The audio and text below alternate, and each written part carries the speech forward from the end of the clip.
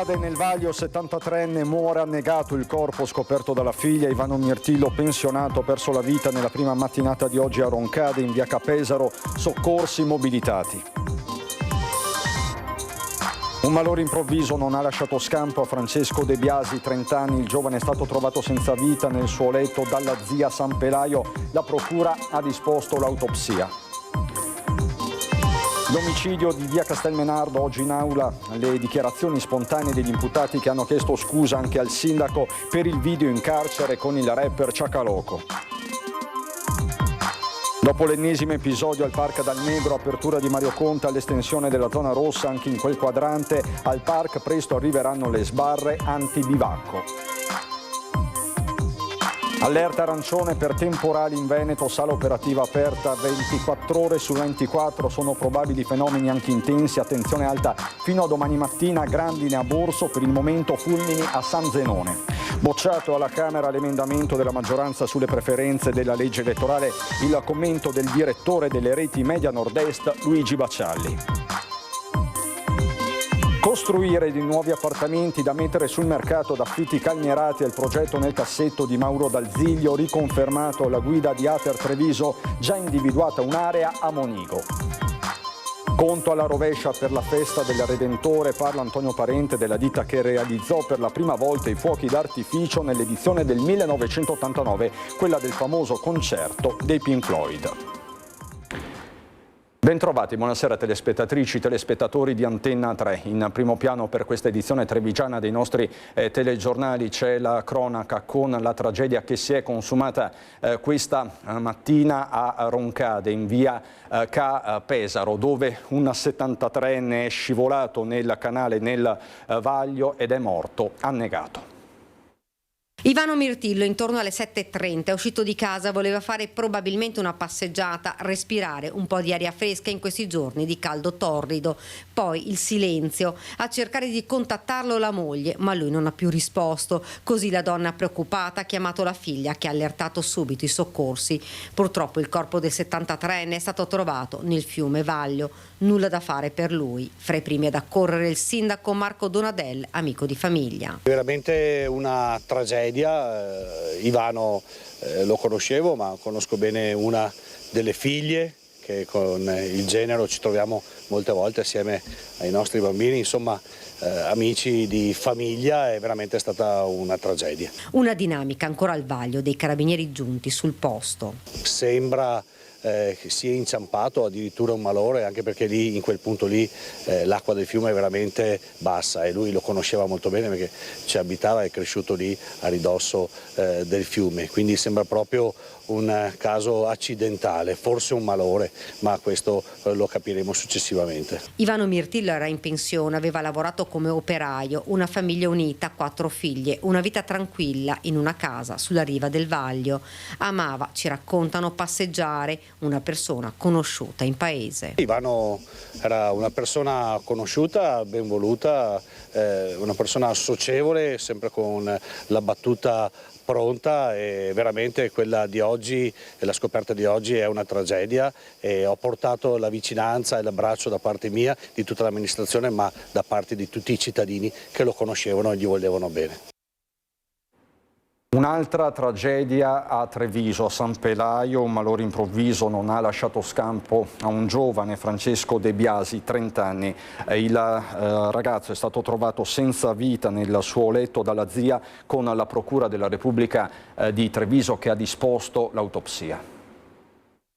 Un dolore immenso che ha travolto una famiglia. Francesco De Biasi, 30 anni, è stato trovato morto in camera da letto, colto da un malore improvviso che non gli ha lasciato scampo. Da qualche giorno aveva un po' di febbre, per questo era andato a letto a riposare. Non sentendolo più, la zia lo ha cercato, trovandolo privo di vita. Una tragedia che ha sconvolto la famiglia e il quartiere di San Pelaio, dove Francesco era conosciuto. Ora la procura ha disposto l'autopsia per chiarire le cause della morte, come ci spiega l'avvocato Alessandra Nava, amica di famiglia. In una situazione così dolorosa, tragica per i familiari e per tutti coloro che hanno voluto bene a Francesco, è evidente che l'interesse è quello di capire le ragioni di questa morte così improvvisa è prematura, quindi in questo senso abbiamo ovviamente auspicato che l'autorità giudiziaria disponesse l'autopsia e quindi attenderemo gli esiti di questo accertamento. La famiglia vuole sapere perché è morto Francesco. Soffriva di qualche patologia di natura cardiaca, oltre che al fegato e ai reni. In passato aveva avuto qualche trascorso legato alle dipendenze. In camera, dentro un comodino, i carabinieri hanno trovato e sequestrato una sostanza di colore bianca che dovrà essere esaminata. L'esame autoptico, per cui è stato aperto un fascicolo senza indagati per morte come conseguenza di altro reato, servirà ad escludere l'ipotesi dell'overdose provocata da sostanze stupefacenti. Se l'esito invece dovesse essere positivo, dovrà essere individuato l'eventuale spacciatore. Rimane il dolore profondo di una perdita prematura. Sui social il messaggio della sorella: ci sono legami che il tempo e la distanza non spezzeranno mai. Buon viaggio fratello, vola libero. E un uomo di 59 anni, Lorenzo Boni, è morto per un malore improvviso mentre stava camminando nel centro di Mogliano Veneto. È accaduto nella giornata di ieri intorno alle 13. La vittima stava attraversando la strada in via De Gasperi quando si è appoggiato ad un palo. In mano il cellulare, forse voleva chiedere aiuto, ma è stramazzato al suolo. Immediatamente 2 passanti hanno tentato di soccorrerlo praticando il massaggio cardiaco. Poi è arrivata un'ambulanza della Croce Verde e la polizia locale di Mogliano Veneto. Nulla da fare per il 59enne morto praticamente sul colpo. E veniamo al maltempo. C'è un'allerta arancione in queste ore. Fra pochissimo ci collegheremo con Edi Caliman dalla sede della Protezione Civile di Marghera, ma prima vi mostriamo queste immagini. Quelle che vedete sono relative ad una grandinata a Borso del Grappa, una grandinata particolarmente violenta. Questo invece un albero che è stato abbattuto da un fulmine nella zona di San Zenone degli Ezzelini. Sono immagini che abbiamo tratto dal profilo di Meteo Bassano e Pedemontana del Grappa. Pedemontana ancora una volta particolarmente battuta, ma è una situazione in evoluzione. C'è per l'appunto un'allerta arancione. Per questo andiamo alla sala operativa della Protezione Civile del Veneto a Marghera con la nostra Edi Caliman, per la parte tecnica Simone Merlo. Buonasera Edi.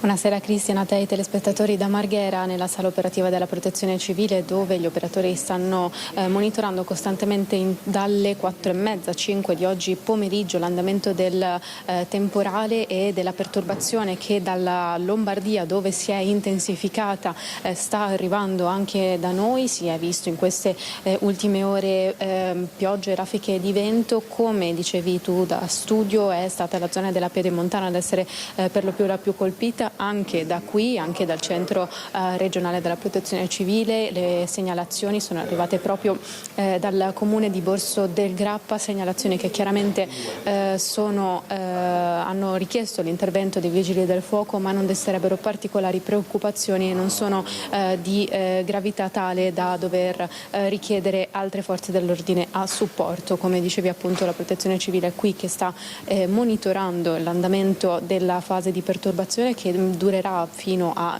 circa mezzanotte, l'una di questa notte. Nel frattempo non si registrano altri particolari disagi nel territorio del Veneto. Abbiamo sentito il direttore della Protezione Civile del Veneto, allora sentiamo le sue parole.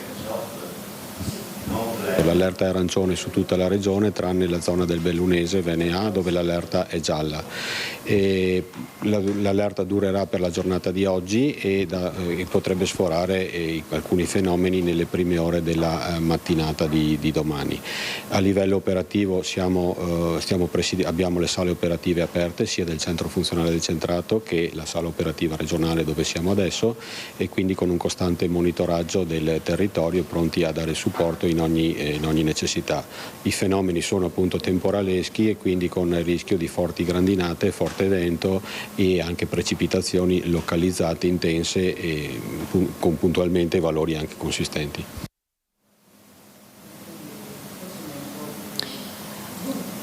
Al centro operativo anche l'assessore all'ambiente e alla protezione civile Elisa Venturini, che ha ricordato l'attenzione che bisogna prestare durante la diramazione dell'allerta, come in questo caso arancione, che prevede appunto fenomeni intensi e estremi come sono stati definiti dall'allerta che è arrivata su tanti cellulari dei cittadini del Veneto da Google, un'allerta che la protezione civile, anche in coordinamento con la sede nazionale di Roma, sta appurando l'origine e il perché è stata diramata sui telefoni, lasciandoti con le parole dell'assessora. A te la linea. Stiamo verificando appunto anche dai monitor, quindi l'arrivo di questa ondata che dalla Lombardia arriverà verso il Veneto, e appunto seguiremo passo passo la situazione attraverso l'attivazione, in questo caso della nostra sala operativa, senza adesso voler dire ma il cambiamento climatico penso che sia abbastanza evidente guardando il dato quotidiano di quello che sta succedendo, cioè questo succedersi di allerte, dove noi abbiamo delle giornate con un calore intenso, con notti tropicali che fino a qualche anno fa non c'erano. Quest'anno, solo a giugno, ne abbiamo avute 11. Si alternano poi a situazioni dove si verificano precipitazioni violente, eventi estremi. Il fatto che vengano diramati anche informazioni, messaggi, indicazioni di allerta sta ad indicare che un'attenzione, una prudenza deve essere mantenuta da parte del cittadino. Arrivano molte segnalazioni, l'ha ricevuta anche lei da Google stesso, di allerta temporali estremi, un'allerta che non era mai stata successa prima da allora che arrivasse direttamente da Google ai cellulari privati. Sì, adesso stiamo appurando esattamente da dove arriva e con che modalità, per cercare di capire un messaggio così che di fatto è un messaggio anonimo, perché per quanto arrivi da Google, voglio dire, non c'è la certezza di sapere chi è il soggetto che poi lo dirama e se è attendibile poi. Ci siamo rivolti anche al Dipartimento Nazionale di Protezione Civile per capire se avevano qualche informazione in più, però non ci hanno dato indicazioni, quindi appureremo anche in futuro adesso da dove è partito questo messaggio. Quadro dunque in evoluzione, quello del maltempo, ma noi ritorniamo alla cronaca a Treviso per l'omicidio di via Castelmenardo, la morte di Francesco Favaretto. Oggi in aula fino al tardo pomeriggio le dichiarazioni spontanee degli imputati che hanno chiesto scusa anche al sindaco Mario Conte per il video girato in carcere con il rapper Ciacca Loco. Non solo, è stata disposta una nuova super perizia, ma ci racconta tutto Daniela Sizia. Le scuse, le distanze prese dagli insulti e dal video pubblicato da Ciacca Loco. Così i due maggiori imputati hanno reso spontanee dichiarazioni. Nel corso della lunga udienza odierna gli imputati hanno deciso di non sottoporsi all'esame, chiedendo l'acquisizione degli interrogatori che avevano reso durante la fase delle indagini preliminari. Hanno però inteso rilasciare delle dichiarazioni spontanee in cui hanno manifestato il loro pentimento e le loro scuse pubbliche per quanto occorso nello scorso mese, la nota vicenda della pubblicazione dei video girati all'interno del carcere di Santa Bona, e hanno in particolare manifestato il loro pentimento e le scuse con riferimento alle accuse che erano state mosse nei confronti del sindaco e delle istituzioni. Gli imputati, difesi dall'avvocato Mauro Serpico e Fabio Crea, dopo il video girato dentro la cella e poi pubblicato sui social, si trovano in carcere in regime di isolamento, ma nell'udienza a Fiume una svolta clamorosa. È stata disposta una super perizia. Ma direi che è stata una svolta clamorosa dopo circa 8 ore di udienza in cui sono stati sentiti i consulenti di parte della difesa e della pubblica accusa. Siamo riusciti evidentemente a convincere il collegio che il colpo inferto nella prima fase da Ade al torace probabilmente non è stato causa della morte. Il confronto, il contrasto importante tra i periti nostri della difesa e i periti del Tribunale dei Minori, il dottor Cirnelli e il dottor Furlanetto, il consulente pubblico ministero, non hanno chiarito, anzi hanno insinuato forti dubbi circa la riconducibilità nella causa di morte di quella ferita, e il Tribunale, anzi la Corte d'Assise, ha disposto una superperizia collegiale. La prossima udienza è stata fissata il 10 settembre proprio per il conferimento dell'incarico al collegio peritale. E rimaniamo a Treviso perché dopo l'ennesimo episodio violento al Parco dal Negro il sindaco Mario Conte valuta l'estensione della zona rossa anche a quel quadrante della città. Tra l'altro al Parco dal Negro dovrebbero arrivare molto presto le sbarre anti-bivacco. Io sono favorevole a quando si incrementano i controlli. Noi con la polizia locale stiamo facendo un lavoro straordinario anche nella gestione di quel parcheggio che ricordo essere in gran parte privato. Siamo intervenuti con la pulizia, con la sanificazione. Quando l'ho fatto sono stato attaccato, criticato dalle opposizioni, le stesse opposizioni che oggi mi chiedono di intervenire. L'ennesimo episodio di violenza e l'esasperazione dei cittadini e utilizzatori del Parco dal Negro non lascia insensibile il primo cittadino che riflette su una zona rossa da estendere in futuro anche a quel quadrante di città. Chiederò alla Questura e ai Carabinieri di rafforzare i controlli, ma soprattutto chiederò che coloro che hanno delle responsabilità paghino per i reati che compiono e soprattutto che vengano allontanati dalla nostra città. Quindi noi non abbassiamo la guardia, mi dispiace per quanto è successo, ovviamente il primo a essere arrabbiato sono io, è altrettanto vero che sono episodi assolutamente imprevedibili. Erano state annunciate sbarre anti-intrusione un mese e mezzo fa, ma adesso pare che l'installazione sia imminente. Abbiamo più volte sollecitato la proprietà e siamo in attesa che ci venga comunicato il momento dell'installazione delle chiusure pedonali. Crediamo che sia un deterrente fondamentale, il parcheggio è per la gran parte privato e quindi spetta al privato attuare questo tipo di soluzione che era stata anche concordata e condivisa con l'amministrazione. Quindi noi continuiamo a sollecitare, nel frattempo continueremo a pulire, a sanificare e ad allontanare coloro che si comportano male, ma non soltanto dal Parco dal Negro, da tutta la città. Speriamo poi che le norme ci accompagnino in questo processo di riqualificazione anche umana della nostra comunità. Quanto alla pescheria, il sindaco è conscio del problema, respinge al mittente le critiche sui suoi predecessori e promette risposte. Il problema della pescheria è legato soprattutto alla maleducazione di certi giovani che sono già stati identificati, sanzionati più volte, evidentemente la lezione non l'hanno ancora capita. Torneremo a spiegare in modo ancora più determinato, cioè segnalando, denunciando e multando quelli che sono i comportamenti corretti in una città. È pronta a denunciare l'ULSS 2, la figlia di una paziente 85enne ricoverata al Cafoncello. È una settimana, dice, che attende la visita di un otorino. Con la mamma sempre più debilitata risponde a stretto giro anche l'ULSS 2, che fa sapere che la paziente è seguita in modo puntuale. Una vicenda che ci racconta Elena Dal Forno. Sì, ho deciso di fare denuncia perché non è possibile che ci sia un ritardo di questo genere in un ospedale come la Cittadella di Treviso, che tanto hanno elogiato e che a fine non ha medici, non ha infermieri che possano fare il loro lavoro, perché io non ce l'ho con l'otorino che non viene, io ce l'ho col sistema che non permette a questi persone, questi dottori di fare il loro lavoro. Da 15 giorni la signora Carmen Paccagnin è ricoverata al Cafoncello. La figlia Diana, esasperata dalla situazione che racconta ai nostri microfoni, promette di fare denuncia per il mancato intervento del medico che dice potrebbe cambiare la situazione dell'anziana mamma. L'otorino è stato chiamato dal medico del reparto mercoledì scorso, quindi oggi è il 15, 7 giorni fa.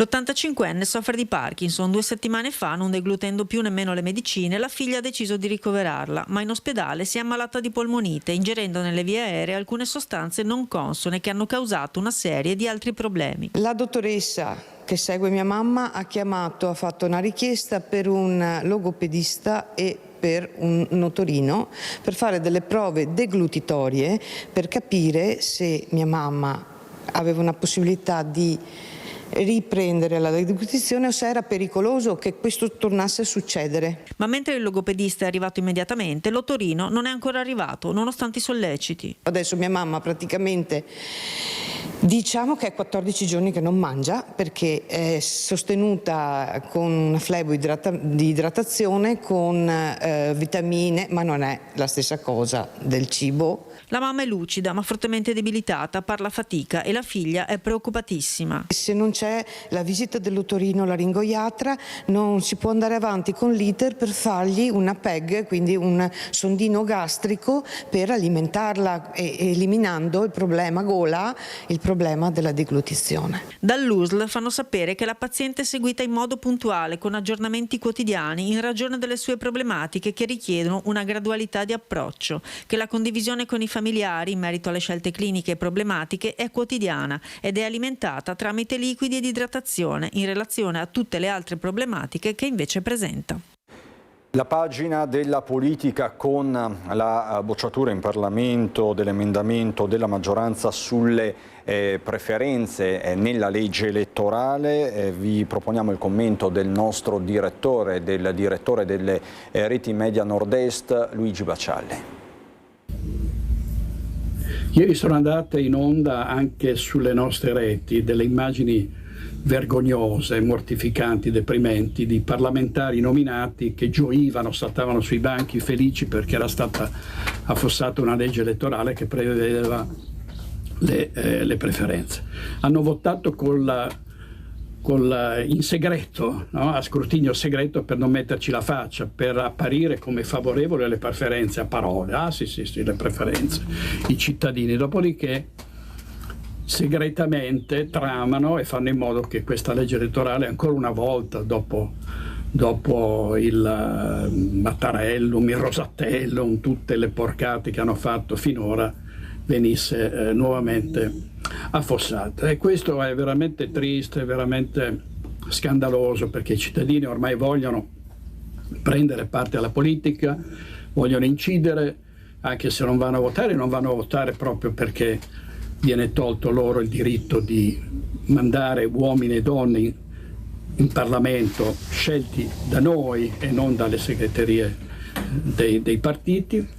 E ancora una volta ci ritroviamo in questa situazione. Destra e sinistra non conta, il centrodestra si è spaccato, i franchi tiratori erano della Lega di Forza Italia, probabilmente ci sarà anche una crisi di governo. Sarà anche interessante capire come hanno votato i parlamentari veneti, che dicono sempre di essere dalla parte del popolo sovrano. Dalla parte del popolo sovrano un bel niente, perché ancora una volta siamo stati presi per i fondelli. Come dice il generale Vannacci, saranno eletti mogli, amici, conoscenti, amanti dei capi al potere, e questo è veramente riprovevole. Io spero veramente che alle prossime elezioni del 2027, se non ci saranno addirittura delle elezioni anticipate, vada a votare il 5% dell'elettorato, in modo che a quel punto, in teoria, elezioni col 5% dell'elettorato, il 10%, 15% dovrebbero essere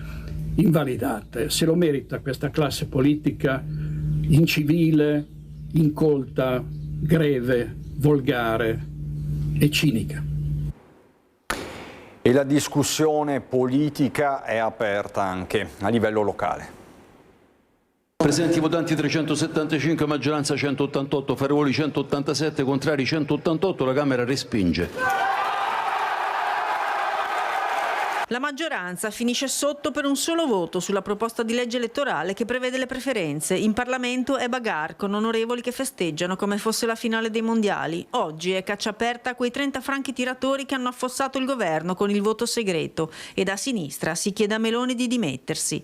Il tema è divisivo e la discussione resta aperta. Io sono a favore delle preferenze, magari col sistema, e ne abbiamo discusso prima, è un po' rivedibile perché non dava così peso alle preferenze come magari merita. Questa cosa crocchio che avevano partorito in maggioranza di mettere il capolista bloccato e gli altri con fino a un massimo di 3 preferenze avrebbe prodotto un sistema per cui su 400 deputati, per esempio, solo 60 sarebbero stati eletti con le preferenze. Questa legge elettorale era molto penalizzante per le donne e la Schlein stessa l'ha detto. Bisogna sedersi ad un tavolo e trovare delle soluzioni. Quando fanno atti di forza come quello di ieri, ne pagano le conseguenze Lorenzo, i franchi tiratori non sono certo del centro-sinistra, ma sono all'interno del loro partito, ovviamente mediti la Premier Meloni. Per quanto riguarda i franchi tiratori, quella invece è stata veramente una grande tristezza. Abbiamo assistito a qualcosa che secondo me è disgustoso sotto la onestà intellettuale. Evidentemente sono tutte persone che sanno che se si votasse con le preferenze probabilmente non sarebbero eletti neanche alla bocciofila del paese. Io penso che le preferenze siano uno strumento democratico efficace che possa riavvicinare le persone al voto. Spero che si faccia sintesi e che si trovi un punto di dialogo all'interno della maggioranza. L'immagine che diamo al Paese deve essere un'immagine forte di coesione e non come è successo ieri. Costruire nuove case da mettere sul mercato ad affitto calmierato. Questo il progetto, il sogno nel cassetto del neoconfermato presidente di Ater Treviso, Mauro Dal Ziglio. Peraltro è già stata individuata un'area nel quartiere di Monico. Nuove edificazioni per 30 milioni di euro, 3 milioni e mezzo di manutenzioni e una riduzione delle morosità dal 25 al 5%. Forte di questi risultati, Mauro Dal Ziglio si appresta ad affrontare il secondo quinquennio alla guida di Ater Treviso. Ieri la riconferma del Consiglio regionale dell'ex sindaco di Quinto, che ora si appresta ad affrontare le nuove sfide a partire da quelle del cosiddetto progetto europeo Repower. Abbiamo progetti per 28 milioni di euro che saranno per i prossimi anni, dove andremo ad efficientare, a sistemare, a riattare circa 360 alloggi nella provincia di Treviso. C'è poi un altro progetto particolarmente ambizioso con il quale si vuole andare incontro alla cosiddetta fascia grigia della popolazione, quei nuclei familiari che una volta erano assegnatari dell'edilizia residenziale pubblica e che oggi risultano troppo ricchi per riuscire ad entrare nelle graduatorie, ma troppo poveri per affacciarsi al libero mercato. L'idea è di realizzare dei nuovi condomini a Monigo, nell'area adiacente a quella dove sono state già realizzate le palazzine di edilizia sovvenzionata. Subito sotto ci sono 2 lotti liberi che sono l'intervento del Pinqua, conosciuto come il Pinqua. Quei 2 lotti là non sono destinati all'edilizia residenziale pubblica, quella sovvenzionata, ma alla convenzionata. Quindi il nostro obiettivo è quello di riuscire a racimolare delle risorse, e qua guardiamo con ansia anche il piano casa della Regione, per poter andare a realizzare degli edifici che possono essere messi in affitto con un canone calmierato. Potrebbero essere realizzati una quarantina di appartamenti da dare in locazione con affitti abbordabili proprio a questa fascia di popolazione. Io spererei che con questo mandato di riuscire a ritrovare le risorse e poterlo realizzare. Adesso per noi c'è la pubblicità, fra poco.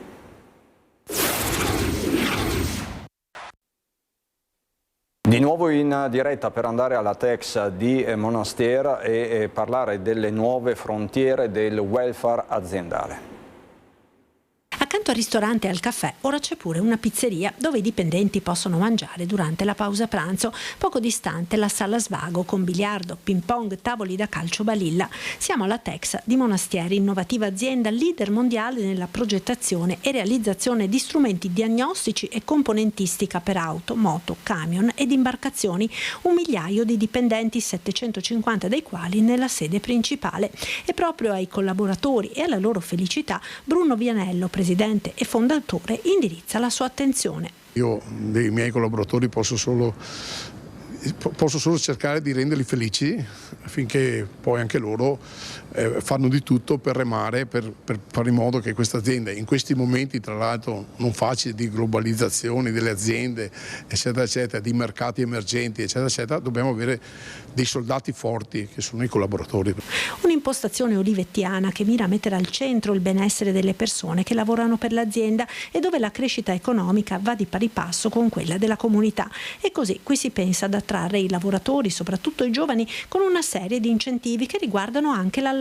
A poca distanza dall'azienda verranno infatti costruiti degli appartamenti, intanto una decina, da destinare ai dipendenti. I collaboratori sono una parte fondamentale dell'azienda, perché l'azienda vive perché c'è qualcuno che ha fatto crescere l'azienda, ma principalmente perché ci sono tante persone che credono in questo qualcuno e nell'azienda per portare avanti le cose che l'azienda costruisce, i prodotti che fa. Voltiamo decisamente pagine, parliamo della festa del Redentore, cresce in tutto il Veneto l'attesa. Lo spettacolo pirotecnico sul bacino di San Marco rappresenta il momento più suggestivo della ricorrenza del Redentore a Venezia. Fin dalle origini, la festa nata nel 1577 per celebrare la fine della devastante epidemia di peste che provocò in città circa 50.000 vittime, prevedeva l'accensione di fuochi e l'uso di artiglieria. Oggi questa tradizione si è evoluta in un grandioso spettacolo pirotecnico moderno. Tutto è cambiato, è evoluto, le coreografie, i disegni, e poi negli ultimi 10 anni abbiamo ampliato il fronte di fuoco al massimo della distanza di sicurezza disponibile in bacino, quindi sfruttiamo tutto lo spazio al meglio possibile. Antonio Parente lavora per la ditta che realizzò per la prima volta i fuochi d'artificio del Redentore per la festa del 1989, quella del famoso concerto dei Pink Floyd. Dal punto di vista pirotecnico, un'era geologica fa. Abbiamo un fronte di fuoco di 400 metri, che è una cosa molto impegnativa ed è cambiato tantissimo. Una volta era molto più semplice, c'erano solo pontoni grandi, adesso sono stati aggiunti negli ultimi anni dei galleggianti più piccoli per allargare il fronte, fare coreografie più dinamiche e più spettacolari. Dietro a quella mezz'ora di spettacolo c'è un lungo lavoro di preparazione che spazia nel tempo, dall'ideazione, dalla progettazione dei fuochi d'artificio fino alla loro realizzazione materiale e quindi all'allestimento in laguna di tutto ciò che è necessario per mettere in scena uno spettacolo unico nel cielo di Venezia. All'incirca si parla di qualche migliaia di 5, se non sbaglio, migliaia di pezzi di artifici. Sono artifici di vario tipo, di vari calibri, dai più piccoli ai più grandi, che hanno colori e coreografie completamente diverse, e quindi per un totale più o meno è una cifra del genere, anche perché si deve passare i 35 minuti, insomma una cosa abbastanza impegnativa. E non perdete l'appuntamento sabato 18 luglio su Antenna 3 che dalle 20:10 dopo i nostri telegiornali sarà in diretta per seguire proprio la notte dei fuochi del Redentore. Ci saranno i collegamenti dei nostri inviati da Palazzo Ducale alla Giudecca che racconteranno le emozioni di una serata magica all'insegna della tradizione fino allo spettacolo pirotecnico che terrà tutti con il naso all'insù per 40 minuti. Per scoprire come saranno i fuochi di quest'anno restate collegati su Antenna 3 sabato sera a partire dalle 20:10 e noi adesso andiamo a Belluno. Nel bellunese per la cronaca Longarone proseguono gli accertamenti sull'incendio che nella notte ha interessato la Ecorav, azienda specializzata nel recupero e nella rigenerazione dei rifiuti. Le fiamme hanno provocato danni contenuti, fortunatamente non ci sono feriti. Il punto con Tiziana Bolognani. Un incendio è scoppiato nella notte all'interno dello stabilimento Ecorav nella zona industriale di Villanova di Longarone. L'allarme è scattato poco dopo le 2:30 e ha mobilitato le squadre dei vigili del fuoco di Belluno con il supporto dei volontari di Longarone che nel giro di poche ore hanno domato le fiamme e messo in sicurezza l'impianto. Nessuna persona è rimasta ferita. Con il proseguire degli accertamenti emergono ora nuovi dettagli. Il rogo si è sviluppato all'interno della vasca di decantazione in cemento che contiene i rifiuti già trattati e compattati, l'ultimo passaggio del ciclo di recupero prima del successivo trasferimento in discarica. Le fiamme hanno interessato anche un carro ponte impiegato nella movimentazione dei materiali, ma i danni risultano complessivamente contenuti e l'incendio non si è esteso al resto dell'impianto.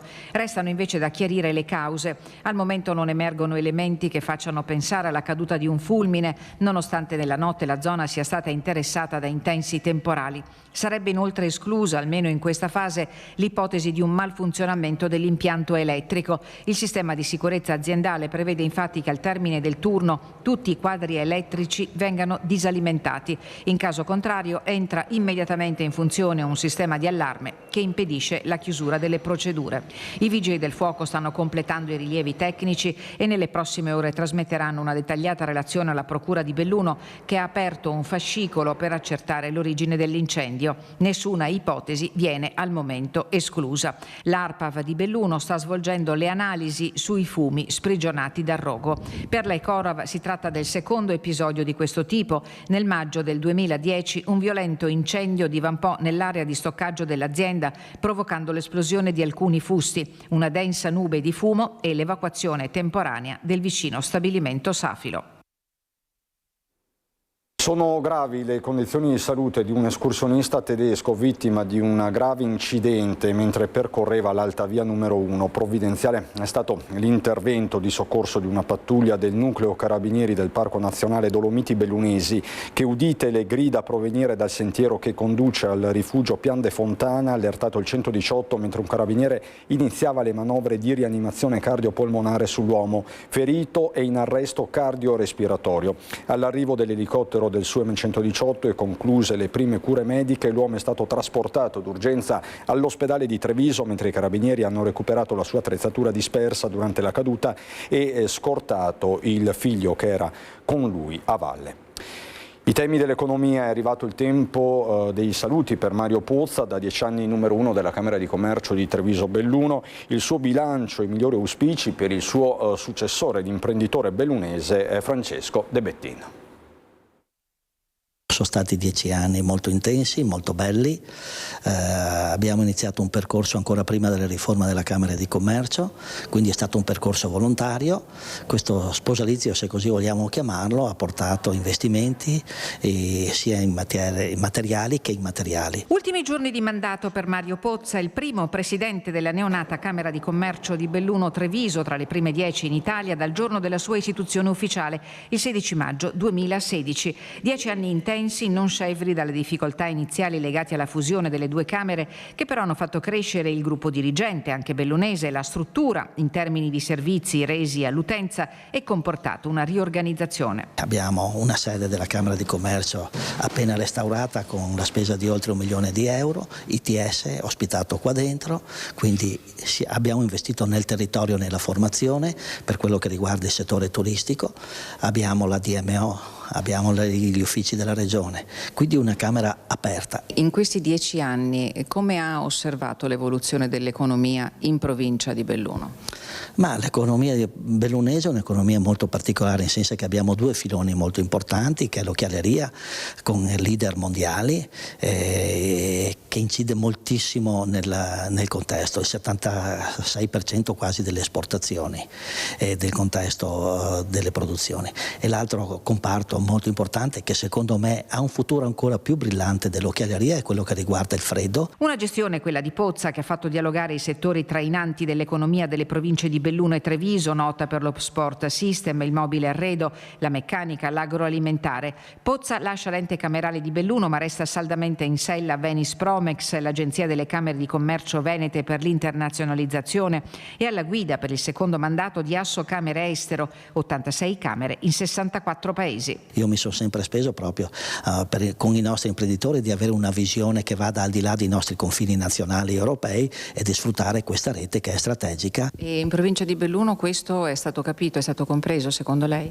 Ma io credo di sì, le esportazioni continuano a tirare, questo è positivo, ma è dato anche da un brand che è il Made in Italy. Noi dobbiamo lavorare sulla qualità del prodotto, che è quello che ci permette di avere quell'appeal con il consumatore straniero. I migliori auspici Pozza li rivolge al presidente entrante Francesco De Bettin, bellunese di 65 anni, che si definisce montanaro ladino in prestito al mondo, fondatore con i fratelli di DBA Group. Se sarà una presidenza in continuità è presto per dirlo, ma il suo lungo mandato Pozza lo sintetizza così. Il mio obiettivo è essere a fianco alle nostre imprese, tant'è vero che ho fatto tantissime visite aziendali sia in provincia di Belluno che in provincia di Treviso, proprio per capire, perché bisogna sporcarsi le scarpette e andare a vedere all'interno dell'impresa e cosa pensa l'imprenditore.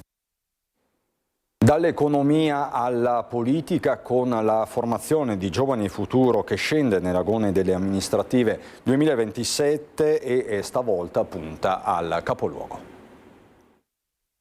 Alla Chetichella hanno già battuto sul campo i Dem. Giovani e Futuro, un sondaggio sulle istanze dei bellunesi di città, l'hanno lanciato nei mesi scorsi e il risultato è il punto di partenza per il lancio della lista di un futuro candidato alle amministrative che rinnoveranno Palazzo Rosso nel 2027. Giovani e Futuro alle elezioni amministrative del 2027 a Belluno ci sarà perché siamo un'associazione capace di unire centinaia di giovani in provincia, che ha una sezione cittadina che continua a crescere, con giovani motivati a lavorare per la propria città e a lavorare perché Belluno torni ad essere capoluogo di questa provincia e non terra di conquista dei partiti nazionali. Alla domanda che futuro vuoi per Belluno hanno risposto 1020 cittadini, 684 dei quali under 35. È emerso il desiderio di avere punti di aggregazione, di avere più eventi culturali e luoghi dove ritrovarsi per condividere idee, per scambiarsi opinioni e per crescere anche come comunità. Quindi anche la città di Belluno sente di avere questa necessità. È emerso forte il tema della crisi degli alloggi, la difficoltà a trovare una casa dove poter abitare, un luogo dove poter formare anche una famiglia, poter sviluppare i propri progetti di vita. Le proposte emerse possono diventare la base di un programma politico generazionale, Belluno viva, accessibile, collegata, formativa e capace di futuro. In città cresce la sezione guidata da Alfredo Moro, in programma incontri tematici e gazebo. Lo zoccolo duro, i nostri valori, quelli delle comunità che ci hanno cresciuto, dice Frescura, che conferma la presenza di Giovani e Futuro alle amministrative 2027 con un proprio candidato ma lontano dagli schieramenti tradizionali. Non sentite la necessità di collocare Giovani e Futuro né a destra né a sinistra? Secondo voi questo è un vantaggio? Ma crediamo che sia un vantaggio perché abbiamo la possibilità di pensare, di progettare e anche di concretizzare senza avere gabbie ideologiche alle spalle. Ormai l'associazione è una realtà consolidata in tutta Italia, capace di unire migliaia di giovani. Non sentiamo la necessità di collocarci nelle vecchie gabbie ideologiche, sentiamo la necessità invece di capire quelli che sono i problemi e di trovare soluzioni ai problemi di ogni giorno. Vi porto adesso sul Nevegal, voltiamo decisamente pagina, parliamo di una rassegna nazionale canina che ha avuto un enorme successo. Un bovaro del Bernese, il più bel cane di Belluno, è un raro Cao de Agua, il più bel cane dell'esposizione. Al campo scuola del Nevegal domenica è stato decretato il successo dell'esposizione cinofila nazionale organizzata dalla SD dei Principi di Sciara e inserita nel carnet di iniziative dedicate alla festa del patrono San Giovanni Gualberto. In palio i titoli per diventare campione italiano Opes di bellezza. Una novità importante per la cinofilia bellunese, quasi una cinquantina i cani che si sono contesi il premio in un clima assolutamente condiviso di festa e di amore per gli animali. In giuria a sorpresa anche il primo cittadino di Belluno e il figlio Marcello. Credo che i cani che erano qui esposti sono tutti meritevoli, tutti bellissimi. Credo sia anche un bel momento di stare insieme tutti i nostri animali d'affezione con i loro proprietari. È una manifestazione a livello nazionale organizzata qui nel Nevegal, il nostro colle che si presta benissimo a queste manifestazioni e quindi io ringrazio tutti gli organizzatori perché spero che sia l'inizio che ogni anno poi si possa svolgere questa manifestazione e implementarla. È il primo premio che prendiamo, quindi bellissimo, grazie. È stata una grande emozione. All'esposizione ammessi anche i cosiddetti fantasy, ai quali, senza distinzione alcuna, è stato dedicato un apposito ring che ha visto una affollata e festante partecipazione di cani tanto strani quanto perfetti nel loro essere unici e irripetibili. Questa l'ultima notizia, non ho ulteriori aggiornamenti da darvi né dalla provincia di Belluno né dalla Marca Trevigiana. È tutto, grazie per l'attenzione, subito dopo la sigla c'è il meteo. Buona serata.